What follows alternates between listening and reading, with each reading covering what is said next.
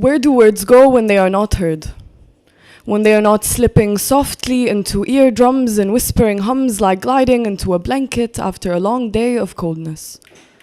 Or when they are not raging an alphabetical ruckus into ear canals to anger the brains of people we love well enough to hate to rupture in tears and touch.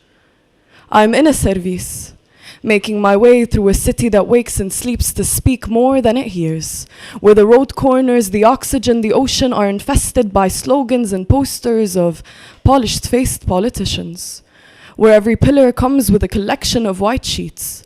Apartment for girls for $100, professional massagers, missing cat signs, a techno event in the forest. I'm in a service making my way through a city that speaks more than it hears, where walls next to streets are plastered with pictures over words over pictures, and billboards on highways you would miss if you blink or move sideways. If you sneeze, your heart will stop, but the billboards won't.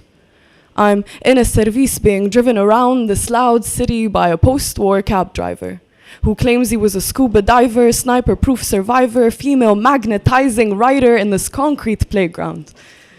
I try to call him, but just like the city, old age and posters are glued onto skin over and over. We are so good at burying things here. Amo? Amo? Amo? He turns around to the sound of syllables collapsing out of my mouth like it is the first time I spoke them. Where do words go when they are not heard? Are my other calls penetrating the inner walls of this worn-out car, accelerating in every collision, or have they escaped through the crack of my window with cigarette fumes to caress the face of the beggar with every letter, or have they leaped into the arms of the woman driving next to us? Where do words go when they are not heard? Like when I try and try and try, yet fail like I never did, or when I say I am a kid looking for all that is fickle, not just in the streetlights, mama, but the whole world is made of energy. That I'm a mess crippling my body out of stress. I'm sorry I run into the walls of this house so often, and I tell you I am suffocating. I use every synonym for suffocate: asphyxiate, capsule, corpse, elevator. I'm in a glasses case as tiny as the button on the calculator, a prison cell for each of my human cells, and I'm aching to burst. But then you tell me before you talk to me, can you turn the lights on first?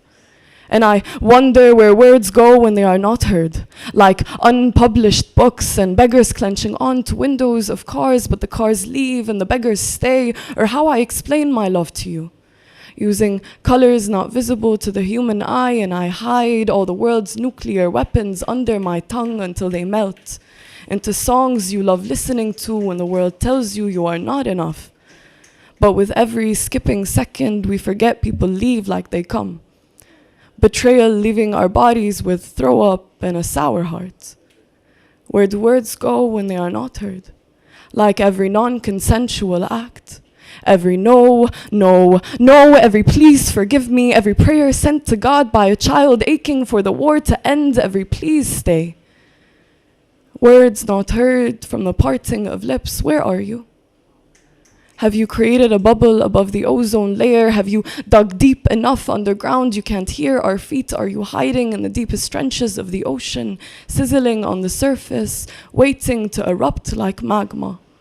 Words rejected by the system train in hideouts for years, mixing ammunition with tears until revolutionary acts caused their eruption. Until the first woman drove a car, was part of a football team, held a gun, got equal pay, sat on a bus, shaved her head, got a divorce, married out of love, said no, and was listened to.